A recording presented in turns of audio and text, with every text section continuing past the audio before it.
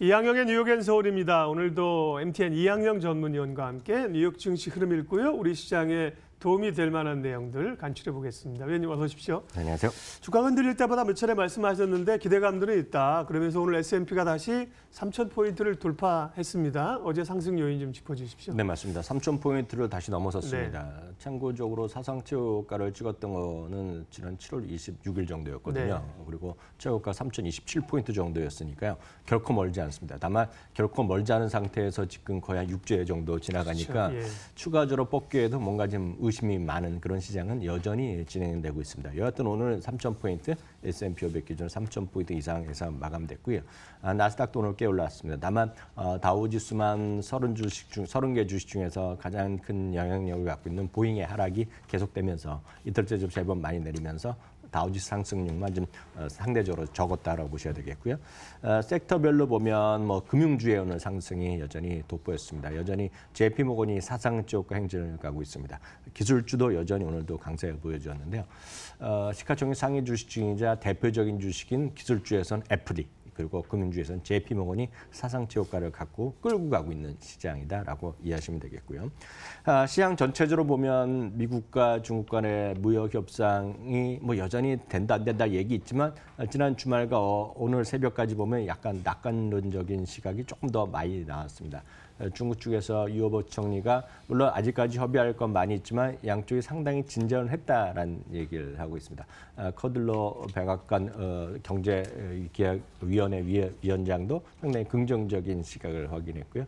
어찌됐건 지금 11월 초에 있을 에이펙 정상회담 칠레에서 열린다고 하죠. 여기서 1차 합의에 대한 서명이 있을 것이라는 기대감이 여전히 있습니다. 그러면서 결국 이런 것들과 또 하나는 3분기 실적이 뚜껑 열린 상태에서 그나마 긍정적이다라는 시각이 밑바탕에 깔려 있으면서 주가는 다시 올라갔습니다.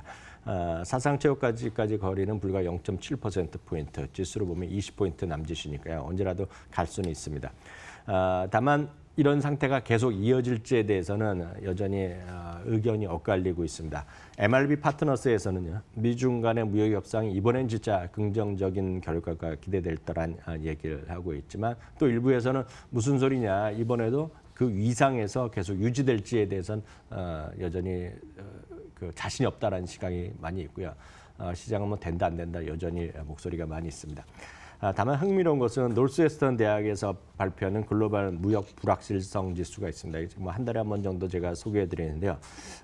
계속해서 18년부터 해서 2018년 잠깐 초반 이후에 계속 올라가기만 했던 것이요. 최근에 하여튼 1차 합의에 대한 기대감이 나면서 약간 고점에서 꺾여 있다라는 것 자체 정도만 흥미로운 부분이 되겠습니다. 또 하나는 골드만삭스에서도 약간 그 자사주 매입에 대해서 약간 썰렁한 얘기를 하고 있는데요. 아시다시피 미국은 자사주 매입과 결국 배당에 늘리는 것, 결국 주주 친화 정책이라고 부르는데 이것이 주가가 주당 순이익이 올라가는, 즉 주식을 사면서 소각시키는 개념이기 때문에 하나의 큰 드라이버 역할을 했던 건 사실인데요. 자사주 매입이 2분기에 18%나 줄어들었고 내년에도 좀 위축될 수 있다는 경고의 목소리도 있다는 것도 참고하시면 될 뉴스가 되겠습니다. 네. 그렇군요. 특징주로 꼽을 수 있는 거는 아까 이제 보잉 얘기하셨고, 보잉은 뭐 737 맥스 이런 것 때문에 부담되는 건가요? 네, 맞습니다. 애플부터 말씀드리면 애플의 주가는 사상 최고가 행진이 이어지고 있습니다. 마이크로소프트도 오늘 약간 올라갔지만 마이크로소프트와 미묘한 차이에서 약간 격차가 좀 벌어지고 있습니다. 참고적으로 마이크로소프트는 어제도 말씀드렸다시피 한국 시간으로 목요일날 새벽에 목요일날 이제 발표되니까 참고하시면 다시 말씀드리겠고요. 레이몬드 제임스가 목표 주가를 250에서 280달러로 올려놨습니다. 기술적이나 과거 경험상 보면 이런 얘기를 합니다. 지금 1월부터 9월까지 지금 40% 이상 올라갔는데 애플이 40% 이상 올라갔던 해에 남은 기간, 그러니까 10월부터 12월 30일까지 한 80% 이상 확률로 애플의 주가도 계속 올랐다. 평균적으로 15%에서 18% 올라갔다는 얘기를 또 그런 통계도 있으니까 참고하시면 되겠고요. 보잉은 상대적으로 이틀째 급락을 했습니다. 말씀드렸던 737 맥스에 대해서 회사 측과 파일럿 간에 뭔가 좀 숨기는 일이 있었고 그것을 네. 제대로 오픈 안 했다는 얘기하는데요. 보잉 측에서는 회사 측에서 말도 안 된다. 2016년에 있었던 일이고 이미 2019년에 관련 당국의 모든 서류 제출할 때 제출했다는 얘기야. 거기에 포함되어 있는 내용이라고 얘기하는데요. 뭐 사실관계는 모르죠. 보잉의 회장은 CEO는 이번 주에 의회 증언하게 돼 있으니까 거기에 온통 관심이 있겠고요. 애널리스트들은 여전히 긍정적으로 보는 사람이 많은 건 사실이지만 이번 사태 이후에 최소한 3명 이상이 목표 주가를 내렸습니다. 투자 의견도 내린 것도 있겠고요. 그렇기 때문에 여전히 시장에서는 설왕설래하면서 싸우고 있다라고 보셔야 되겠습니다. 오늘도 한 3% 이상 떨어지면서 말씀드렸다시피 다우지수를 끌어내리는 큰 요인이 되겠고요. 말씀드렸다시피 JP모건의 고공행진이 이어지면서 JP모건이 사상 최고가를 갔고요. 뱅크 오브 아메리카도 거래하는 고객들 뭐 좀 우수 고객 위주로 된다는 얘기인데요. 뱅크 오브 아메리카도 지금 어제는 피델리티에서 뱅크 오브 아메리카도 지금 무료 수수료 경쟁에 뛰어드는데 오늘날 뱅크 오브 아메리카는 워낙 은행의 기반이기 때문에 시장이 긍정적인 평가를 받으면서 뱅크 오브 아메리카도 오늘 또 주가 좀 제법 오른 하루가 되겠습니다. 네, 우리도 그렇고 미국도 그렇고 3분기 기업 실적의 초반 흐름들이 생각보다는 양호합니다. 미국 기업들 실적 흐름 좀 체크해 주세요. 네, 맞습니다. 미국 기업은 지금 팩트셋 기준으로 보면 1분기, 2분기 연속으로 이익이 감소한 게 네. 사실입니다. 물론 레피니티브 기준은 아직 이익 감소가 아닌데요. 그건 회사마다 입장이 약간 계산 방식이 다른데요. 팩트셋 기준으로 보면 이번에도 마이너스지만 생각보다는 상당히 그나마 회복 괜찮다는 얘기를 하고 있습니다. 지난주 금요일까지 S&P 500 기업 중에 15%가 실적을 발표했는데요. 84%, 그러니까 10개 중에 8개 이상이 지금 기대 이상의 실적을 발표했고요. 또 하나 긍정적인 것은 전전주의 3분기 이익 전망이 마이너스 4.7%로 그 전주보다 1%포인트가 떨어졌는데요. 지난주에는 이게 멈췄다는 겁니다. 상내상 그리고 최근에 이익 전망이 긍정적으로 바뀐 생각보다 좋게 나오기 때문에 아마 이번 주 발표되는 것은 이거보다 좀 오히려 좀 수치가 좀 올라가지 않을까라는 생각하고 있겠고요.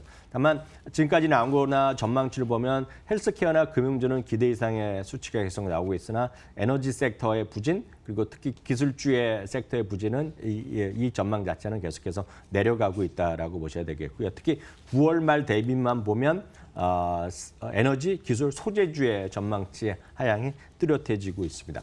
이런 것들은 2019년 전체로 봐도 마찬가지인데요. 2019년 전체에도 이런 마찬가지 기술 소재주의 부진이 이어지고 있습니다. 다만 2020년에는 다소 좀 변화가 좀 우리가 찾아질 수 있는데요. 임의 소비재라든가 커뮤니케이션 그리고 기술주 섹터가 상대적으로 시장 평균 내지 그 이상으로 전망치가 좀 상향되고 있고요. 이런 것들은 고스란히 목표 주가의 계류에도 차이가 납니다. 지금 펀더멘탈 기준으로 보면 목표 주가 전체적인 걸 보면 S&P 500이 한 10%가 좀 넘습니다. 지금 이거는 이제 S&P 500 기업들의 모든 목표 주가 평균을 갖고 역으로 산출한 지수 목표치가 되겠는데 10% 이상이 나오는데 여전히 임의 소비재라든가요. 그리고 커뮤니케이션 서비스 그리고 기술주가 평균 내지 평균 이상의 목표 주가 계류를 내년도 기준으로 나오기 때문에 이런 쪽에 좀 장기적으로 보는 분들은 지금 염두에 두시면 좋을 것 같네요. 네. 뉴욕 증시 특징주와 국내 증시 기업 크로스 체크하는 시간입니다. 특징주는요? 네. 오늘 한 4% 이상 올라간 것이 마이크론 테크놀로지입니다. 네. 계속 말씀드리지만 기술주는 4분기까지 이익이 감소입니다. 미국에서. 그리고 반도체만 좀 좁혀서 보면 최소한 내년 1분기까지 감소입니다. 그럼에도 불구하고 지금 우리나라 삼성전자 이런 것도 계속 5만 원대 유지하고 있고 좀 반등을 계속 모색하는 것은 딱 하나입니다. 최소한 내년도 2분기 내지 3분기에는 이익이 증가세로 바뀌어간다는 얘기가 되겠고요. 거기에는 클라우드 시장 그리고 다양한 스트리밍 시장의 확대 이런 것에 대한 기반이 있다는 것이 됩니다. 그렇기 때문에 마이크론 테크놀로지 여전히 지금 연중 최고가에 아직 못 찍고 있지만 연중 최고가 도전 흐름으로 보이고 있고요. 꾸준히 삼성전자 말씀드렸는데 SK하이닉스도 마찬가지입니다. 삼성전자, SK하이닉스가 살아야지 내년에 우리 시장이 사는 거가 되겠고요. 이들이 없으면 내년에도 이게 큰 증가는 기대하기 쉽지 않다는 걸 염두에 두시면서 삼성전자가 됐건 SK하이닉스건 반드시 보유하고 장기적으로 갖고 가자 이렇게 말씀드립니다. 네, 마이크론 테크놀로지와 국내 반도체주 연결해서 말씀하셨습니다. 이항영의 뉴욕 서울 이항영 전문위원 함께했습니다. 고맙습니다.